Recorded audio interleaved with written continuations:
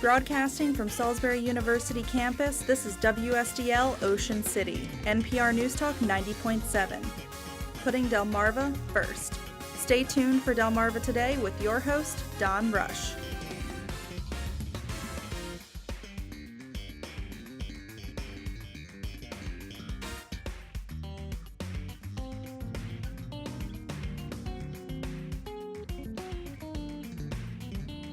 Property taxes and landlords. Has Mayor Jake Day touched the third rail of Salisbury politics? Welcome to Delmarva Today. This is Don Rush. The mayor has proposed raising property taxes on rentals while lowering them on owner-occupied homes. That has raised the ire of landlords who say it is unfair to them and their renters. But Day says it's a way to encourage home ownership. Right now, rentals constitute around 70% of the housing stock in the city. If all this sounds familiar, those who follow Salisbury politics will know that this is not the first time a mayor and city officials have done battle with landlords. And someone who has followed this conflict for years is Greg Bassett. He's the editor and general manager of the Salisbury Independent and was for years with Salisbury Daily Times, where he saw many of these battles take place. Welcome to the program. Thanks, Don. So what is going on here with this idea about raising some taxes on the landlords and maybe reducing a little on the homeowners? And the rationale being we want to encourage home ownership. Right. The mayor's all about home ownership, increasing home ownership, single-family home ownership in the town. So he presented a budget in which property taxes would be cut for residents, but would be increased on commercial properties and landlords. And no one had ever seen this in this area before. I guess they do it in Pocomoke and they do it in some towns in Maryland. But really, it's a very unique sort of tax structure. At first, people were like, wow, this is kind of cool. But then the landlords got more involved in what was going on. As businessmen, they're trying to protect their business. You completely understand that. Commercial realtors as well were very concerned about these increases because it can hamper deals that they have in progress. So there was a little bit of a backlash. And the council got very concerned, and they kind of pushed back on the mayor. So that's interesting in itself. Last year's budget, it seemed like they kind of laid down for the mayor. It was, the first post-election budget. It was a pretty flat budget. This budget, in terms of spending this year, is pretty flat as well. But you've had this two-tier situation going on. So in the budget work sessions, since the mayor made his proposal, the council has gone back to pretty much a flat tax for residential homeowners and a smaller increase on landlords. They're going to meet on Monday, June 5th, or is it the 6th? 5th, 6th? They're meeting Monday night. Next week, yes. They're going to talk about this some more. I think they're going to make a decision about whether to do this. Now, the mayor has cautioned that if they roll back the tax hike on the landlords, they might have to raise taxes for everybody. So that could create a real hostile situation. The mayor might want to go back and recut the budget and cause a little bit of pain if that happens. I can't imagine that if you raise taxes for everybody, particularly homeowners, who are the people who actually vote, that cannot be very popular. I mean, if they're forced to do that. Right. If the council were to do that, that would be, the council and the mayor would be certainly at odds on that. So it would be a matter of who the council is listening to the hardest. The homeowners haven't spoken yet because they're either going to get a tax cut or a flat tax situation. So they haven't really come out and voiced anything. But the landlords certainly have. And I have to give the landlords a lot of credit. They've done this in a much more reasonable way than they have in the past on some issues with 4-2. They've sort of taken kind of a defeatist tone on things. Oh, well, poor us. And, we're just going to pass it on to our renters. So they're not hostile about it, but they're certainly talking, and I have to say they're more thoughtful in a lot of their arguments than they have been previously. So as I was looking at this, according to the mayor, the increase that he's talking about in terms of the landlords, it's very small. It's at least of what he says, that they increase something like $3 or $36 perhaps a year, that kind of thing. Yeah, I think the most, there's all kinds of structure in this in terms of what the assessments are, but at the most you would pay about $8 more a month if you were a landlord. And the properties are divided into, you've got the group houses where there are multiple units in one building. You have the single family home, and then you have a duplex tenant situation. So they sort of assess taxes at the different kinds of unit situation. So the numbers are a little bit different with that. But basically a single family home that's assessed around $200,000 a year, which there aren't many of those. Most of them are assessed far less than that in the rental world. But it would be about $8 a month. So is this really going to increase home ownership? That's another thing. If you look in Salisbury, there are about, and I just learned this, I didn't know this, there are about 5,000 single-family homes in Salisbury, which I didn't really know. Of that percentage, only about 40% of those houses are rentals. So even though we have a 69.1% overall rental rate among the single-family homes, it's still a majority homeowner. So I think that benefits the homeowner. It's just sort of an enticement if you're a realtor and you're trying to make a deal and you're picking between Salisbury and Hebron. The fact that taxes are going down or have been capped or whatever might make that decision a little bit easier for you. So yeah, there's some incentive, and I think it's just more of a tone thing than an actual dollar thing. I mean, because well, and how do you assess, by the way, the situation with rentals? I mean, when I first got here, this was a few years ago, we were talking about 4-2, which requires that you can't have any more than two unrelated people renting a home or place. How does that fit in with the efforts to rein in the expansion of rentals? I mean, because that was the big thing when I first got here about 10 years ago. Have the dynamics changed? Are we seeing a change in terms of the number of rentals that we're getting versus the percentage of, say, home owner occupied? I mean, what's the dynamic here? Because I've talked to some of the council people who've suggested, and Day himself suggests, that the dynamics of the past are not now operative. Yeah, I would agree. I would say that we were all very alarmed when that number went over 50% rentals. Everybody's like, "Oh no, what's going to happen to Salisbury?" Now we're at 69.1, and things might even be better. So there's like a comprehension of rentals. Certainly, we went through a recession where so many people lost their houses, and that really shook out lots of problems that were going on. But the city's just doing such a much better job with the landlord licensing, with 4-2.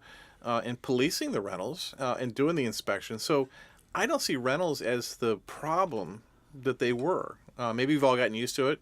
But in the neighborhoods, even with the SU students and stuff, it doesn't seem to be the grinding issue that it was.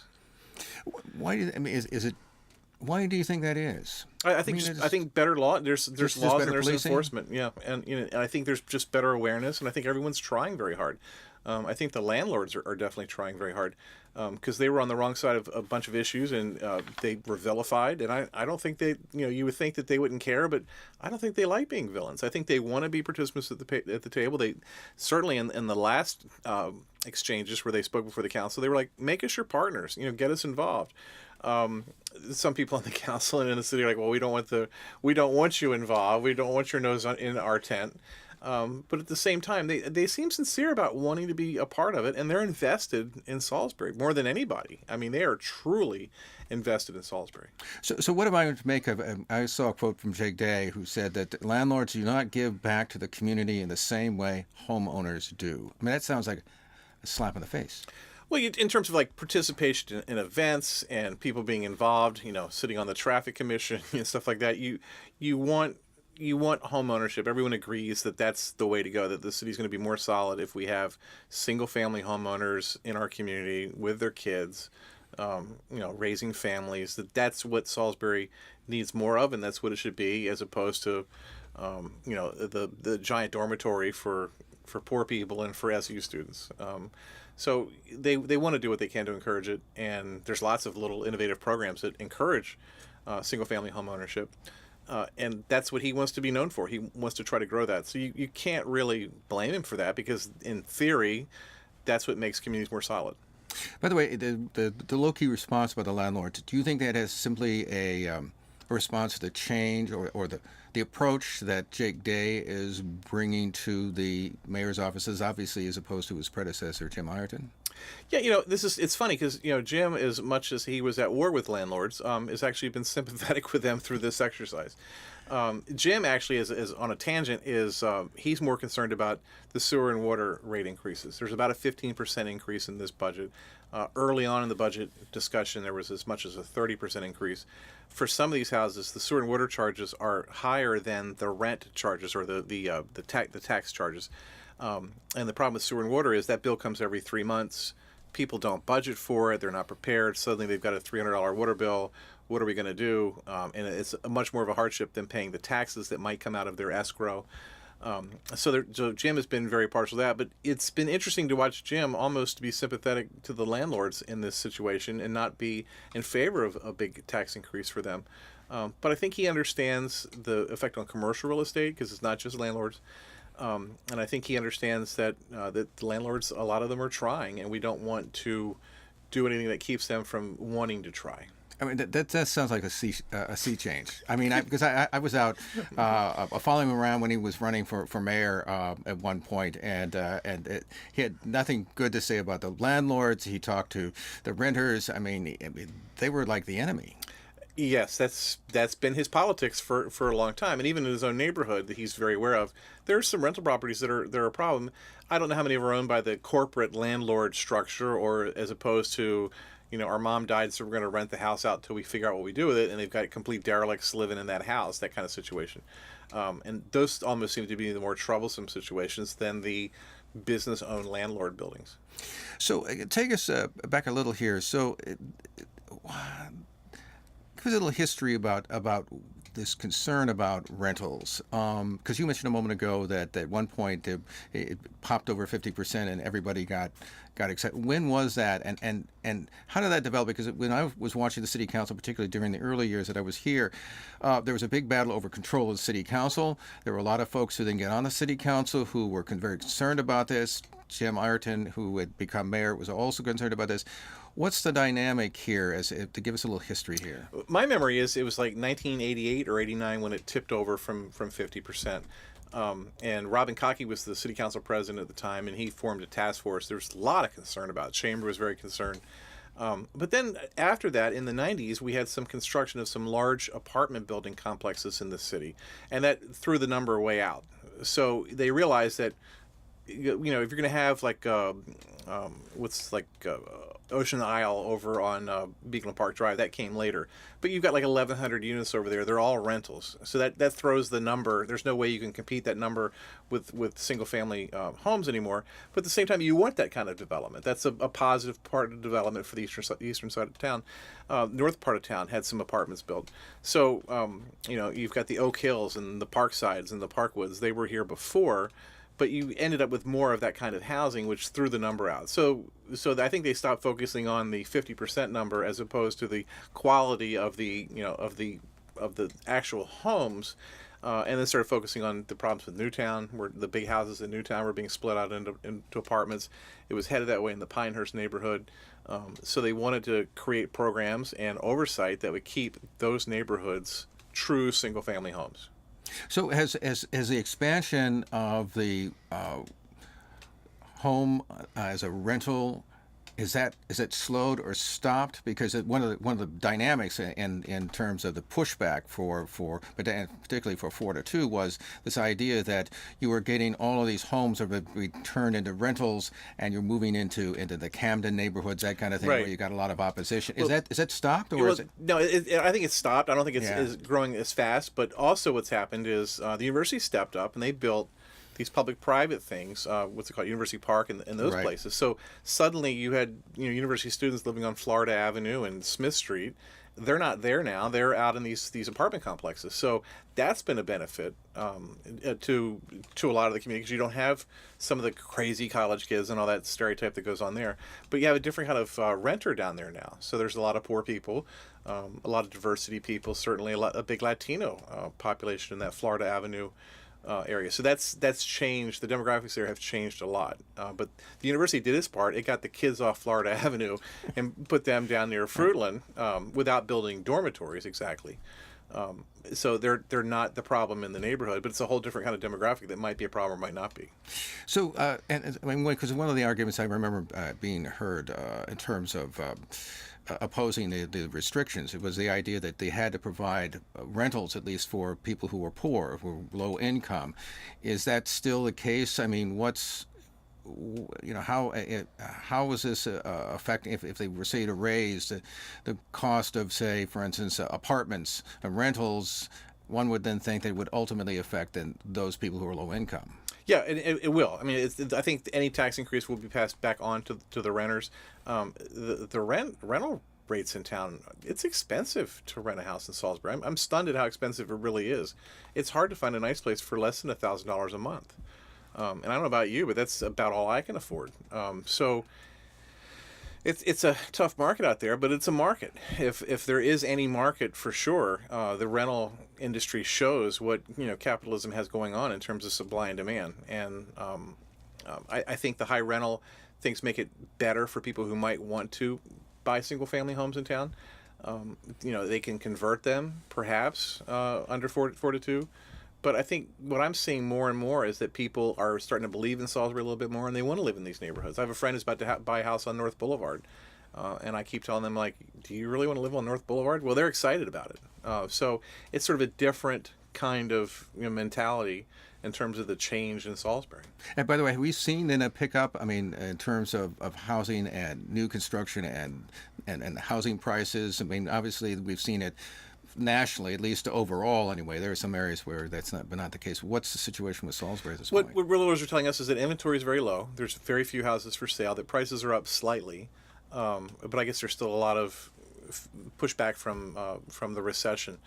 The prices haven't gone up as much as they would. But you would think that with inventory being so low that prices would be higher. Time on market is really low. Houses are turning very fast.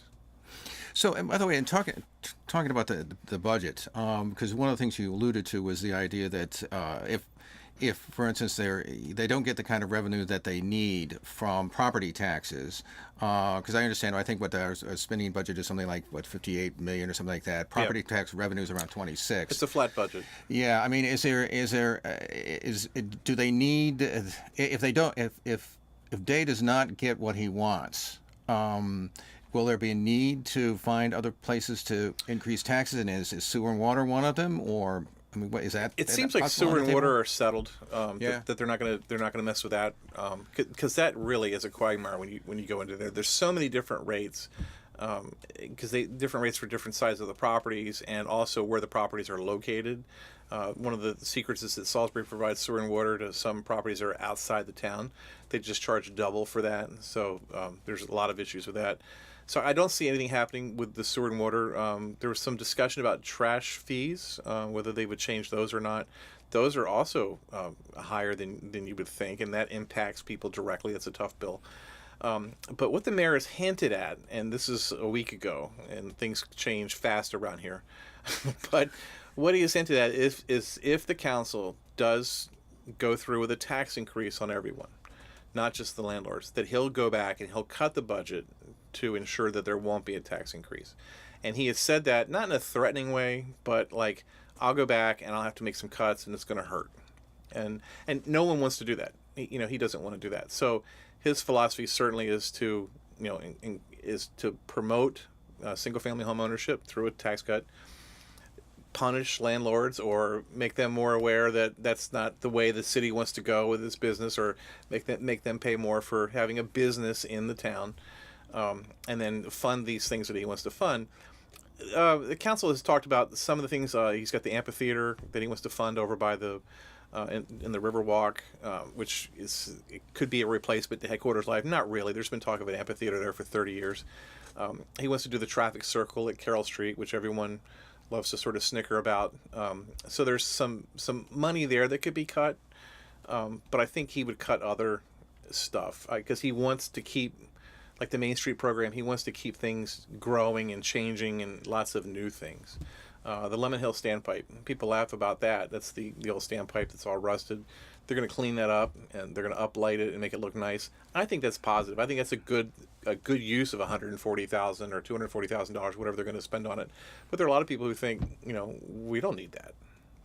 So, by the way, talking about downtown and development, I mean, as I drive by, obviously it's all now torn up. You can't get in from Route 13. When all the dust clears, what is it? Is it going to look really any different? Oh, yeah. I mean, what's? Yeah, it's going to be. There's going to be the obvious stuff. The sidewalks are going to be different. Benches and lights, trash cans. There's going to be symmetry to everything that's in town. It's all going to look the same. But right now they're very close. They've done the underground work. They're putting in. They've had to do some sewer and water repairs there. They're doing some stuff to help with downtown flooding, which is a big issue. They've put in the high-speed internet stuff that's been requested. So in that one block, that's been done, and they're about to cover that up, and they'll pave it very shortly. It should be in the next couple of weeks. That part will be done. Then they're going to take a break for the rest of the summer, and then they'll come back with phase 2 next fall. So that will be in September, and that'll be the next 2 blocks up. And this will happen every year for 6 years or whatever it is till they get up to the courthouse. But I think once they get up to that courthouse area, it'll look a lot different. It'll all be tied together, and that Main Street will be something very interesting. It'll be like a nice entrance way to the city for people who come from the east. So is Dave, you think, really been able to move what he considers his vision forward? I think he has. I think he's a little puzzled by the council pushing back on him here. I think they're starting to understand their roles a little bit better. They're also taking the calls from the landlords and the commercial realtors. Jake Day will entertain those people, but he's very firm in his opinions. He's not going to change. He knows that he sort of has the initiative on these things. That's what I see anyway. But he's going to keep adding things. He's determined to keep adding things to Salisbury that makes it better, that makes it more fun, that makes people want to come here. Salisbury Festival coming back this weekend. So, something like that, that's really hard to do. A big festival, all that planning, all those volunteers, it's really hard work. It's a lot easier not to do it, but it should be fun. I don't think it's going to be as big as it's been in the past, but it's going to be fun, and there's lots of these things that he wants to bring in. And you see that sort of infecting into the county a little bit with the county courthouse repairs. I think it's going to be so much better. That courthouse is going to look nice. They're going to uplight that. So I think you're actually going to make like a nighttime destination out of the courthouse. That you're going to want to go see this. That's what they want to do. They want to get things in town that people want to come see and participate in. So now you're describing a relationship between the mayor and the council, which seems to be working fairly well. I mean, certainly in contrast to some of the conflicts we've seen in the past. I didn't ask you about this, but when I look at the county, there seems to be a different dynamic. We've obviously have this situation where I guess the county executive, Bob Culver, says he's going to challenge some of the changes in the budget. Beyond just the numbers issue, there's just a different dynamic, which I would not have expected. We could do a whole other show on that. That's true, but I thought since I saw it in the paper this week. Yeah, the county's headed for Donnybrook on its budget too. But just to close on the mayor and the council, it's interesting to see the council flexing its muscles, doing its job a little bit more, and not just working with the mayor, but doing the checks and balances thing. I think in the end they support the mayor on all of his plans.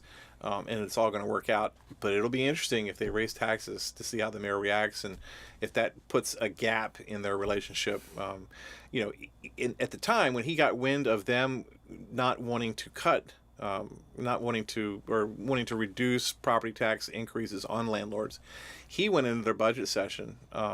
And I guess he's allowed to do this, but presented them with 5 different options to get to where they wanted to go if they wanted to do this. So rather than just leave it up to them, he got very involved. So the opposite is what happened here with County Executive Bob Culver and the County Council, where the County Council, on its own, which it does under the charter, can go back and cut. They can't add to the County Executive spending. They can only cut. They went in, they cut $800 and whatever $1,000 it was, right. Enough to allow a tax cut. First time that I can't find anyone who remembers us ever having a tax cut in the county, and also $300,000 to fund some school projects that were requested at the last minute after the school board did its budget. So it made the county executive look bad because the council is going to award a tax cut, not him, and he sort of caught flat-footed, like, wait, I should be part of this party too. So he is challenging what they've done. He says that the budget is not in balance, which is a violation of the charter. He's also citing a charter amendment, which was just passed last fall, that has not been legislated yet. So there's kind of a mess there. Right. I think the lawyers are going to decide this, but he says there's going to be an announcement next week in terms of his next step. Maybe he'll get in with them and they'll do kumbaya, or maybe he'll fight this. I don't really know what they're going to do. I mean, this is not the first time that he's become in conflict with his council, and I remind everyone that these are conservative folks on the city, on the county council, and yes. and Culver himself. I mean, that seems odd to me. I mean, is it just a matter of personalities issues? To me, it's totally personality. Yeah. And some people on the council would say he's not as conservative as you would think, and they cite the Warwick program that funds scholarships. They cite the alcohol at the Civic Center. Both things very much needed in the county. I don't think those really conservative liberal issues. Yeah. But they've tried to cite that. But I think it's just like a matter of who's driving the bus. I really do feel like that. There's some talk that county executive fired his finance director. That's right. No one really knows what went on there yet. It's a personnel thing, so it's hard for us to dig in and figure things out unless people come out and want to talk about it. Someone tried to tell me yesterday that maybe the county executive is a little bit crippled because of whatever happened with this, so it leaves the council with this opportunity to act. If you look at John Cannon's most recent quotes on this, he's like, we're not going to let the county executive politicize this. Really hostile, confrontational type quotes. They haven't been in my paper yet. I haven't talked to him. So I'll be interested to see what he says. But the council doesn't show any interest in listening to what the county executive has to say about these cuts, going back on it or wanting dialogue or changing what they've done. Sounds like a contrast between those two. Between the two municipalities. Very much. Next week is going to be the city budget and the county budget. Yeah. Next week is going to be really interesting to watch. Well, interesting. Well, we'll keep in touch with you on that. Greg Bassett, he's the editor and general manager of the Salisbury Independent, also obviously with the Salisbury Daily Times for many years. Appreciate you stopping by and chatting with us. Thanks, Don. This has been Delmarva Today. I'm Don Rush. Thanks for listening. Thank you for watching Delmarva Today, a production of Delmarva Public Radio. Production and audio engineering by Chris Rank. Hosted by Don Rush. For podcasts, visit delmarvapublicradio.net or subscribe to the Delmarva Today podcast on iTunes. Delmarva Today can now be seen on PAC 14. For the Delmarva Today schedule, visit pac14.org or view the latest issue of the Daily Times.